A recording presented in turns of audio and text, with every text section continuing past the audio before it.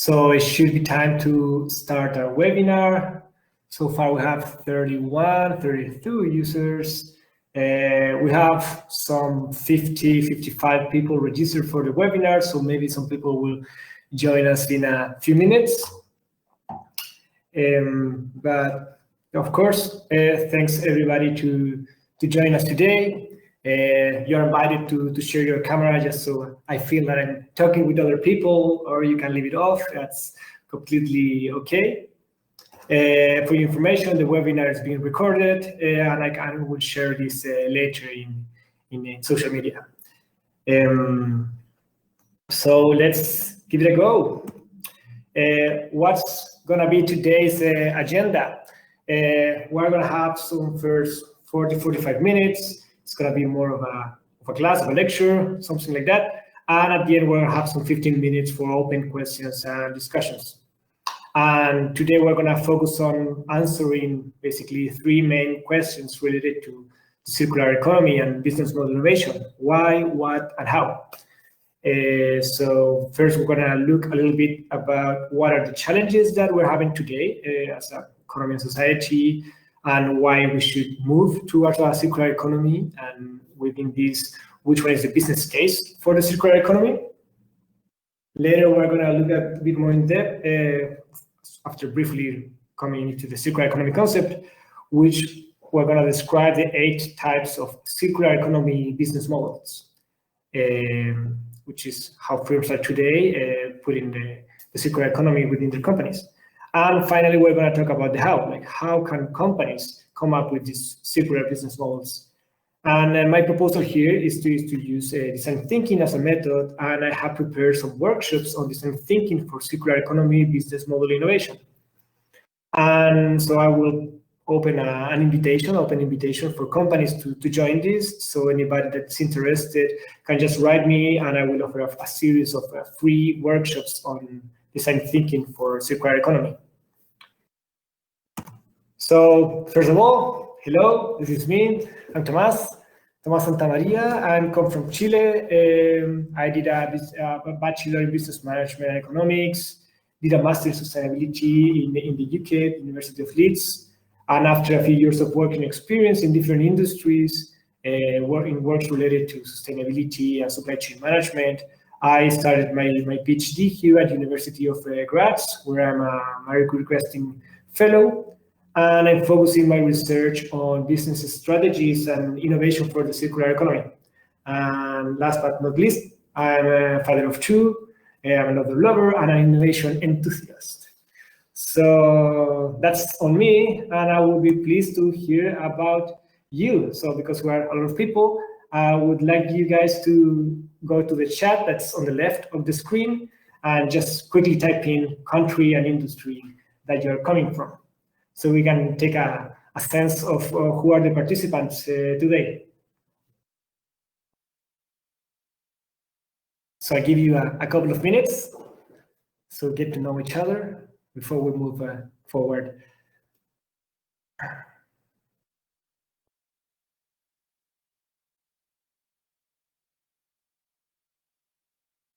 All right, we have some answers.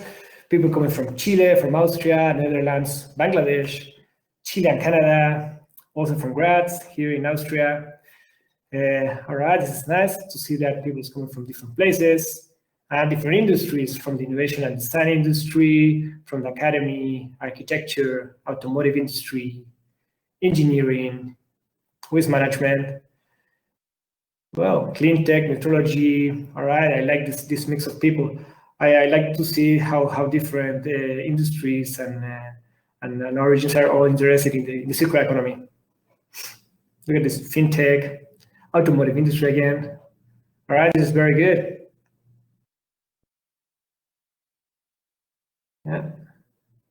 Yeah, just keep them coming. We're gonna keep moving forward, and this way you can also take a sense of who else is joining us here today. So as we talk now, we will go to the core of the session. We're going to discuss about the why, what, and how to work in the circular economy. And I think one image that really gives a good argumentation of why we should move into a circular economy. Is this one right here from the Global Footprint Network that really tells us about how in the 60s, as a whole economy in the world, we were consuming in 1 year the same amount of resources that the planet was producing in a year, and the amount of waste that the planet was able to absorb in 1 year. Nowadays, we're at 1.7 planets. That means we're consuming 1.7 planets. That doesn't sound very sustainable. And if we keep in this trend, we're going to be looking at consuming 3 planets in 2050. So it's pretty clear that we need to really change this trend and go back to a sustainable place where we consume only what we produce in a year and not what should be for future generations. And the issue is that this is not only about resources. There's a plenitude of sustainability challenges that are happening nowadays, as this KPMG report shows. It's really about climate change that's affecting us in a serious way. There's energy and fuel crisis coming over. As we just saw, there's some material resources scarcity issues, water scarcity. We have huge trends of population growth and rising middle class in different countries, as India, for example.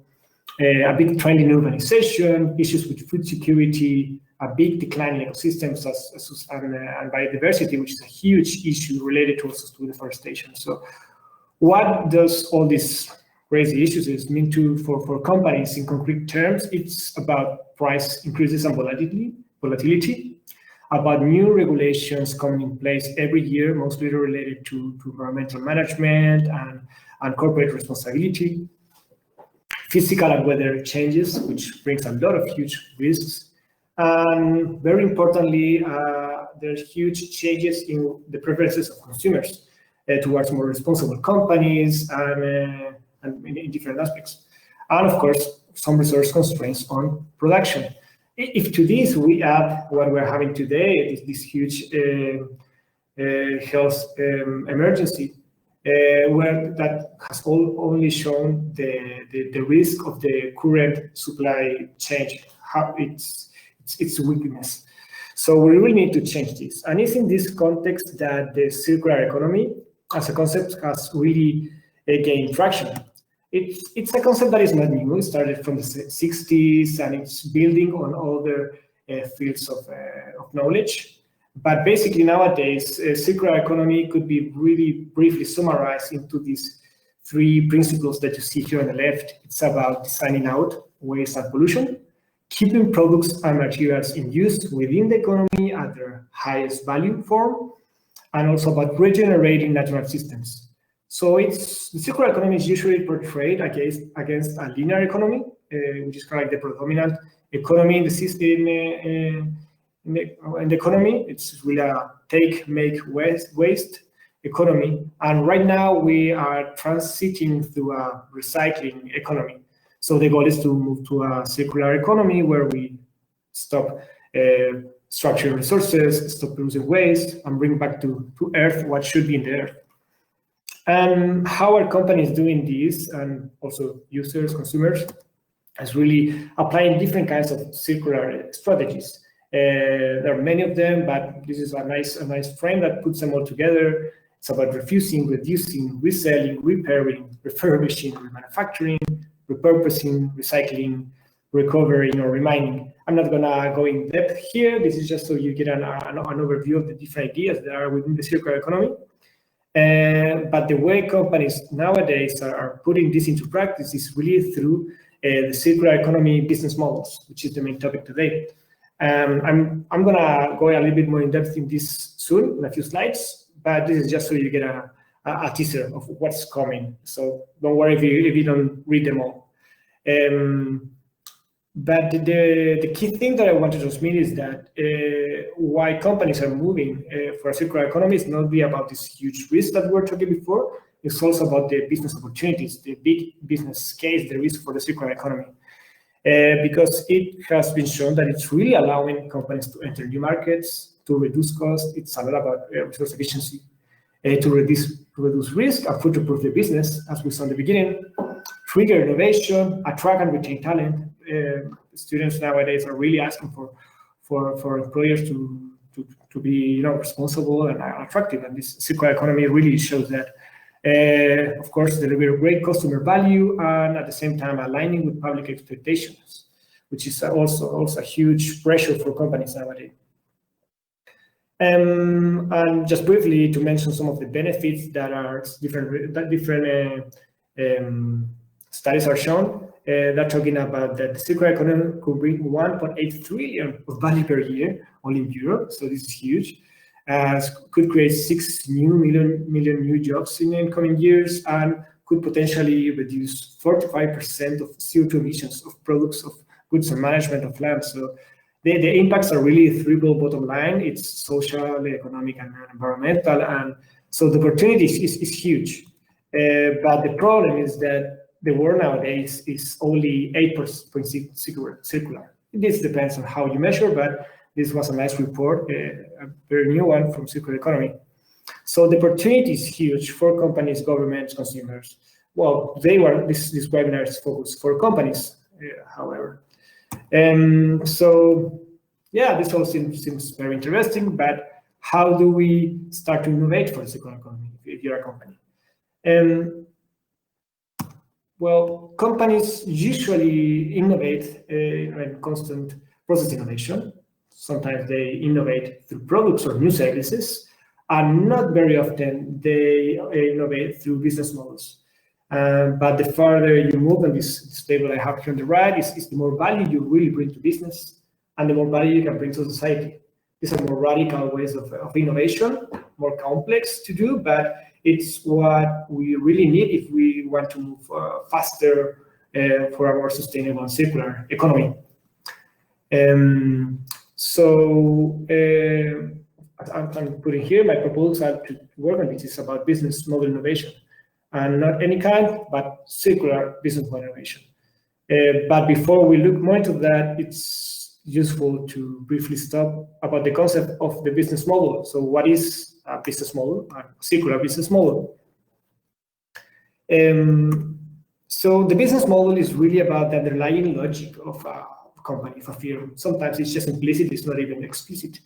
But it summarizes the value creation, the value proposition, value delivery, and value capture of a firm. It could be, in simple way, answering to these 4 questions. How, what, who, and why. Like, what are you offering to customers? How are you creating that value, and to who you are delivering that, and why you're doing that? Why are you making money, or why are you making a good impact? That's kind of the traditional business model concept. And if you look at circular business model concept, far right, this could be considered as a subset of sustainable business models, which is a subset of business model. So sustainable business models are really aiming at long-term value with proactive multi-stakeholder engagement and sustainable value. We could talk a lot about that later. And circular business models are those sustainable models that are really applying circular strategies, as the ones we talked before, applying different kinds of recycling, manufacturing, refurbishing in these circular models. So the way companies could do this, the way they can work for circular business model innovation, there are currently 4 main ways to do this. First, it's about circular business model transformation. So you could, let's say, transit from your current linear model or whatever model you have today into a more circular one, increase the sustainability and circularness of the model. You could do it as a startup, so from scratch, go and create and have a circular idea and take it into practice. You could think about diversification, so you keep your legacy business model in place, but you create a new side of the company, a new business unit, a spin-off or something like that. That we see that a lot. And finally, about business model acquisition. So identifying a model that really complements your current business, define, buy it, and integrate it. So it's about merger and acquisitions. So yeah, companies can really choose whatever is better for their strategy, but these are the ways that are mostly being seen in the economy. And one concept that before we look more in depth into these types of business models, it's that circular economy can really help to turn linear value chain inefficiencies into business value. That's the real goal, that's the real gain for companies, and why they are getting a lot of interest in this. It can really work around, and these inefficiencies here are briefly summarized. It's around unsustainable values that are not, continually regenerated, about improving the capacity of underutilized capacities. Let's say wherever a car, it's sitting idle 80% of the time in cities, and through sharing and circular models of car collaborative ownership, for example, you can really increase the use of these cars. Or about premature product lives, products that are not used to the fullest possible working life. And this is a classical example of electronics with planned obsolescence. It's really about turning that into products that are aimed for long life. Or wasted end-of-life value. It's about the value that's still in components or materials at the end of their life, and they're just being thrown away. And then finally, about unexploited customer engagements, which are the missed opportunities to really engage with customers through the product life cycle, not only at the selling moment. And for example, one way to do this is to transit to product service systems, where you stop selling just a product, but you move towards selling a service.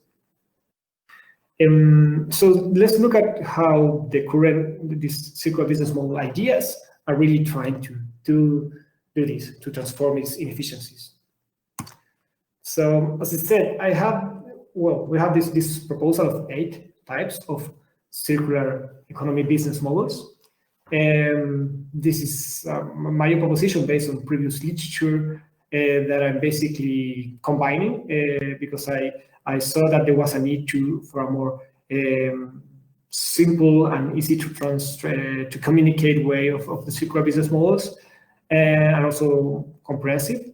There's a few that are out there that are actually referenced here that are similar, but I like this one is a bit more updated. So let's look at them. First, we have this circular supplies concept. One second.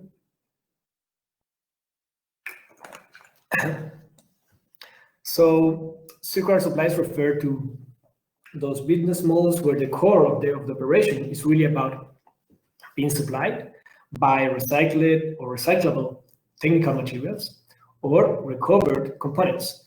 It can be about sourcing cascaded, renewable, or compostable bio-based materials, for example. It can also be about being powered by renewable energy. That's a key topic there. Eliminate toxins from the value chain, so these products and components can return to the earth at the end of the life, or to engage in industrial symbiosis, which is when a company's waste become another company's raw material. And a good example of this is Ecovative design. They have a lot of different nice products, but this one I really like. It's a compostable packaging made from mycelium and agriculture subproducts. And so basically, it's at the end, there's files that this costs 75 less than the synthetic alternative, and it's a compostable and compliant with all regulations. And so it's very suitable for transport. Another model are the product life extension business models. These are business models where the core is about the extension of product or components life cycle through strategies as repair, maintenance, upgrading, reselling, refurbishing, remanufacturing, or even component harvesting. It's about offering long life products designed for physical and emotional durability. There's a lot of concepts in there, but maybe a clear example is Fairphone, who has this very nice modular phone that consumers can easily take out and upgrade with new parts. It's aimed for long life, so it's easy to repair and upgrade. And it has a very low CO2 footprint embedded. And if you have one of these and you want a new camera, you just take out the old camera, buy that piece, and you bring it in. This is still limited by the size of the business, of course, but in Europe it's growing very fast. Then we have the resource value extension business models. This is really about exploiting the residual value of resources, mostly through recovery, through cascading, which is moving through different parts of the chain, or about upcycling and recycling, or also about engaging in industrial symbiosis. So this is more spread worldwide, and a good example of this is General Motors, who nowadays has 152 landfill-free, that's how they call it, facilities worldwide, and through this generating $1 billion a year only in sales of this of the scrap, scrap of their production. 97% of that is reused or recycled, and only a few of that goes to waste to energy. So that's a nice example of a company that's making big money with this waste. Then you have dematerialization, which is about shifting physical products or services into something virtual or digital. So you can also talk about, it's about manufacture locally or on demand. So it's really about transforming atoms for bits, how they call it places. Doing everything you can more digital, virtual rather than physical. So there's plenty of examples about this. I mean, something very worldwide known is Netflix that took out, blockbusters into something digital. But for example, Remarkable, it's also growing very fast, and they have this paper-like field tablet that can be reused endlessly. It's kind of like a reading tablet, but improved. Then we have the products as a service models. We have two kinds: user-oriented and results-oriented. The first kind, user-oriented, are those models where you are really trying to deliver access of the product rather than the ownership of the product. So you don't sell the product, but you just sell the access. This is really about renting, leasing, or nowadays we see a lot of this growing about sharing models or pooling of products. Flex is an example, but also all these say scooter or bikes or car sharing programs or Airbnb. Some of them have some non-sustainable implications, so that you really need to look into that. But usually they have good sustainability implications. Flex, it's a case of a marketplace for warehouse. So they're one of the largest providers of warehouse in the US, but they don't own any square meter. So they're basically a platform, a sharing platform where different small warehouses offer their space on demand for companies that need it on demand, and really filling up that idle space at a much less comparable price. And then, as I said, we have this second model, the results-oriented. The products as a service is a bit more radical. And what it really looks for, it's about deliver not even the ownership or the access, it's about delivering the functionality instead of the ownership. So they are, for example, applied through performance-based contracts or activity management. So to show you an example, Philips is a nice example. Philips paper looks. They offer, instead of the ownership, they just offer you all the lighting that you need. This is, for example, implemented in Amsterdam Airport. So Philips retain all the ownership of all the lighting, and they just charge based on the hours of light or kilowatt hours of light. I forget maybe lumens per hour, something like that. The actual functionality of the service instead of the ownership. And the implications of that is a huge energy efficiency and also long durability of their products. Yeah, there's plenty of other examples that are doing this. Even another fun example is Rolls-Royce that is selling airplanes turbines, and instead of selling the turbines, they sell the I think the kilowatts per hour that's being used, something like that. Then we have two more radical, you could say, business models. The first one is about encourage sufficiency-based business models.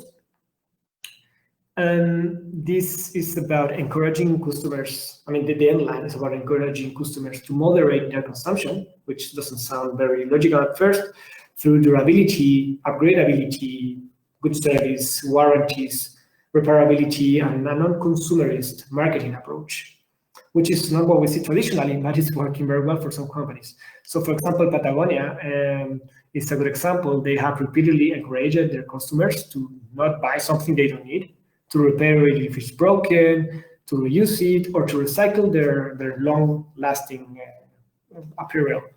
So every time they have actually increased they amplified their social mission, in sales have increased, but you could consider that this, hopefully, that you will need to really look at the system implications of this, but hopefully this is creating that some unsustainable sales are not being done.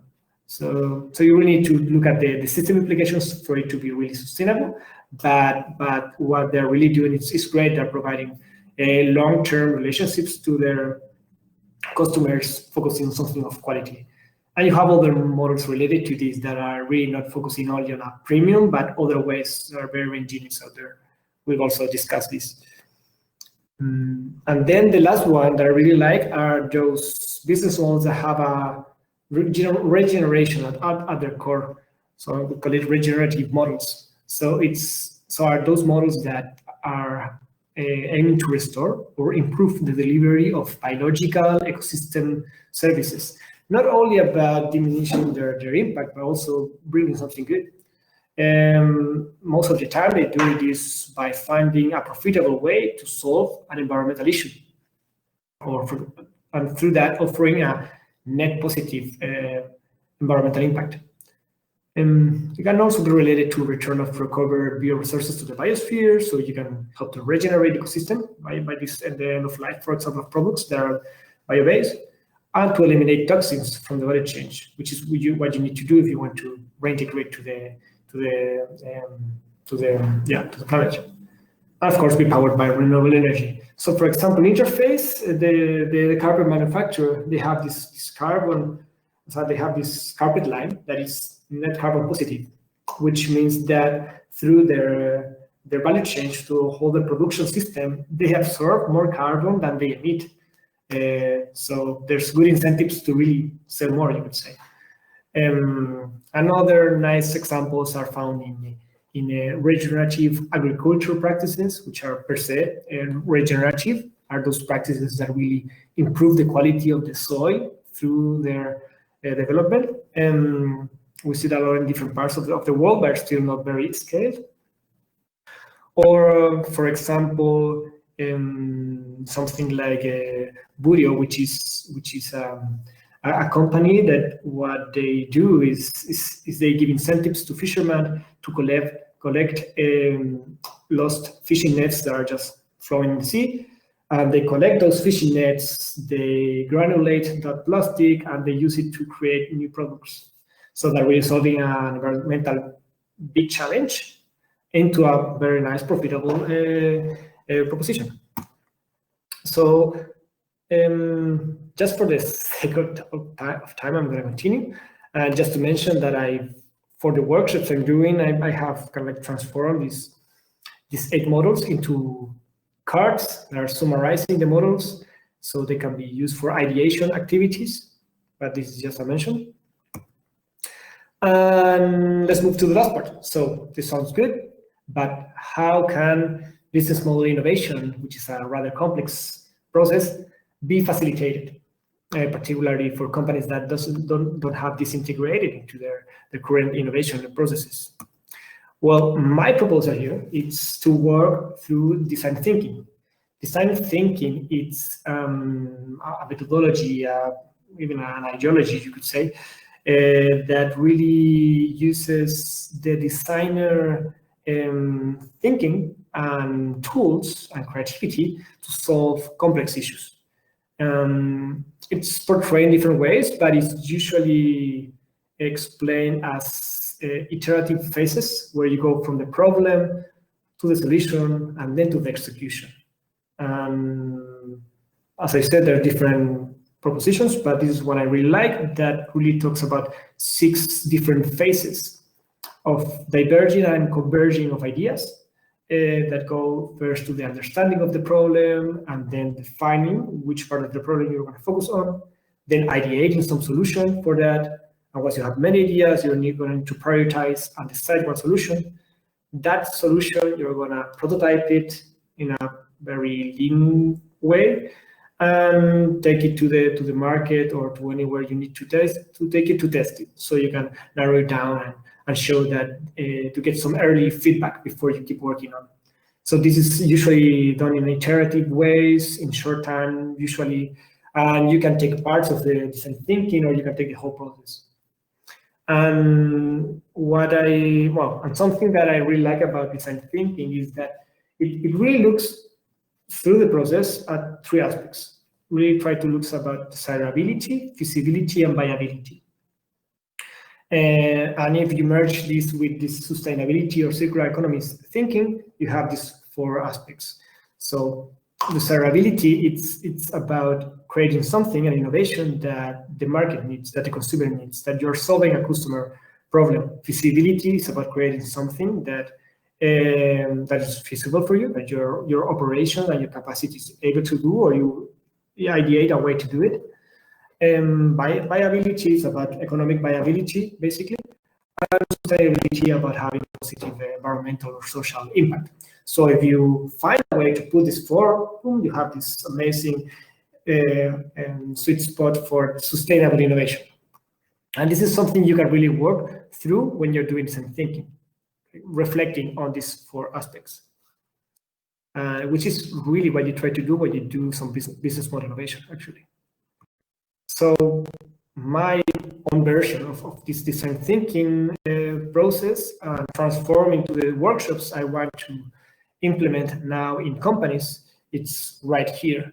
For short, I call it circular sprint, but you can say it's a design thinking sprint for circular economy business model innovation. A rather large name, but circular sprint works.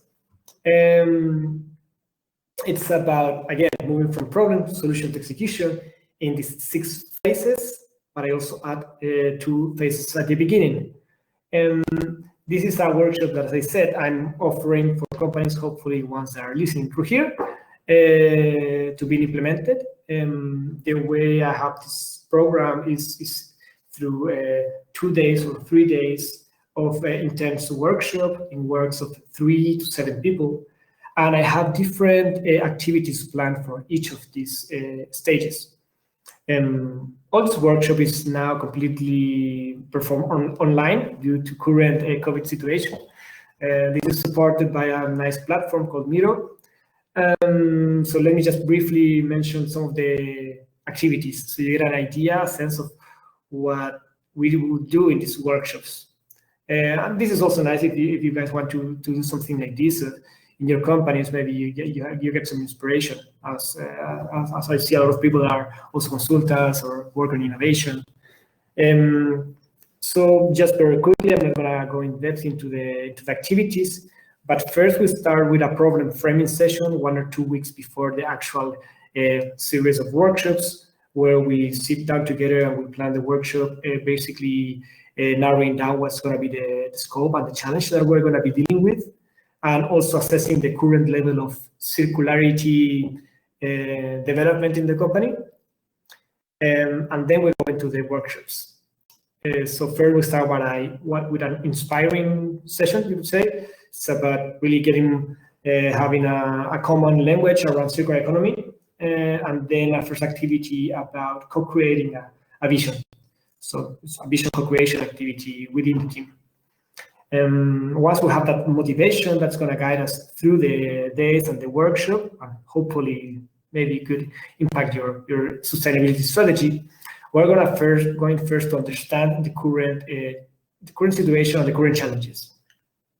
And we're going to do this through two activities. First, doing a context scan. This is about looking at the biggest internal and external trends that are affecting the business and the environment. Then we're going to look at the value chain. We're going to do a value chain mapping exercise where you want to look at the different actors. So you want to look at which is the value chain your company is embedded in, and which are the different actors that play in the different phases of that value chain, and what are the potential or the ones that you're aware, sustainability challenges or inefficiencies in this value chain. So hopefully there you got a view of the different pressures and trends and sustainability challenges. We're going to do an exercise to narrow that down and choose one or two challenges through a how might we exercise. Once we narrow down that challenge, we're going to start thinking about solutions. First, we're going to do an ideation session where we are going to be supported by these circular business model patterns, these 8 patterns that I showed before, and some circular concepts that hopefully inspire us to create some circular business model concepts.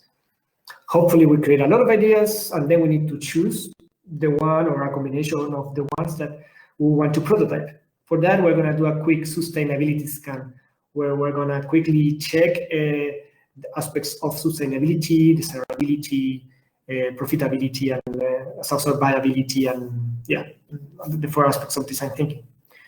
Once you have this very good idea already decided that you want to work on, we're going to prototype to do something, a simple refination of the idea through 2 activities. First, a circular value chain, which is similar to the first value chain activity, but now we're looking at how your circular value chain is going to look like, and which is very well complemented by the other activity, which is a circular business model canvas. The business model canvas is this first tool I showed a few slides before. That's very well used in the innovation and business model conceptualization. And we have a few adaptations for that to be circular. So mostly looking at their sustainability impact and some circular strategies.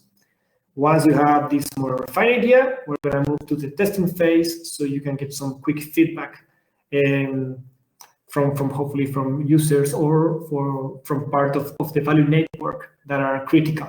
Doing that through an assumptions mapping, identifying the key assumptions, and then devising and designing some quick tests.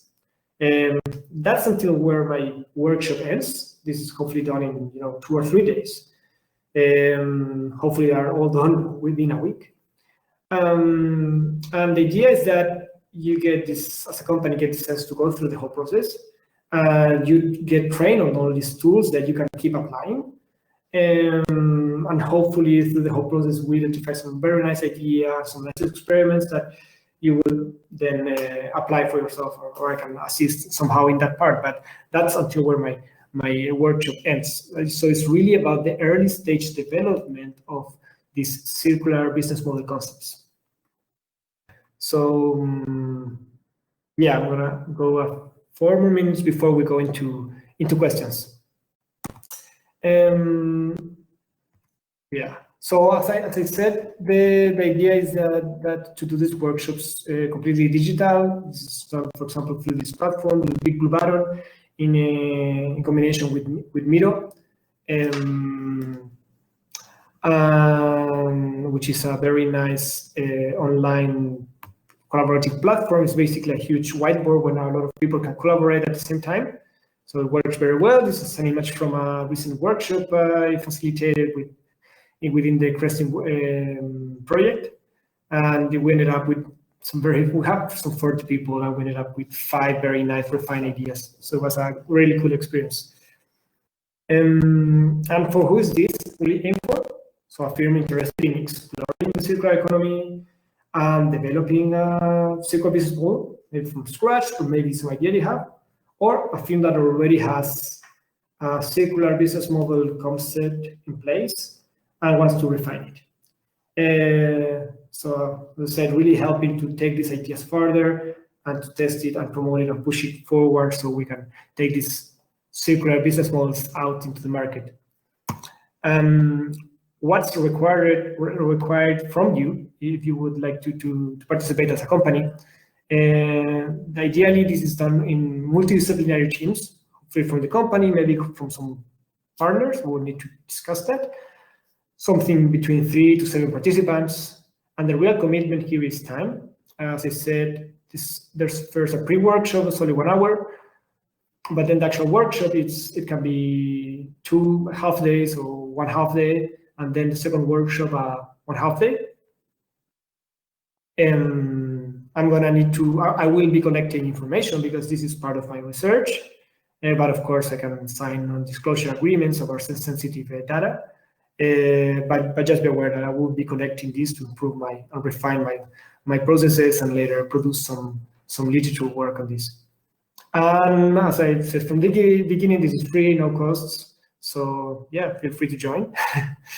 And what are you gonna get as a company? Some early phase development of some circular business model concepts. You're gonna get some additional knowledge on the circular economy for you and your team, and some training on design thinking and innovation tools, and just a cool, fun activity of teamwork. So hopefully that also motivates you to join. And if you would like to join, I'm gonna put now in the chat that I have a form to request to be part of these workshops. So hopefully I receive a lot of requests, and then I will have to to choose, because I'm only gonna offer 5 free workshops. So if you want to be part of it, you need to convince me.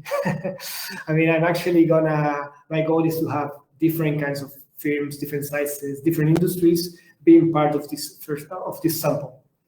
But yeah, please write on this form. I'm gonna share this right now.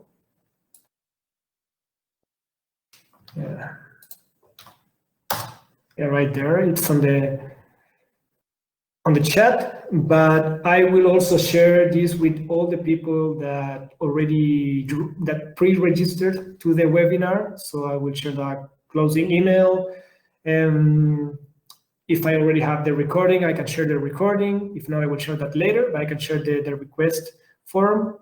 And I would ask to be filled before the end of this month, by next week. So hopefully you have some time to think about it, maybe talk it with some colleagues from business colleagues, and decide to join.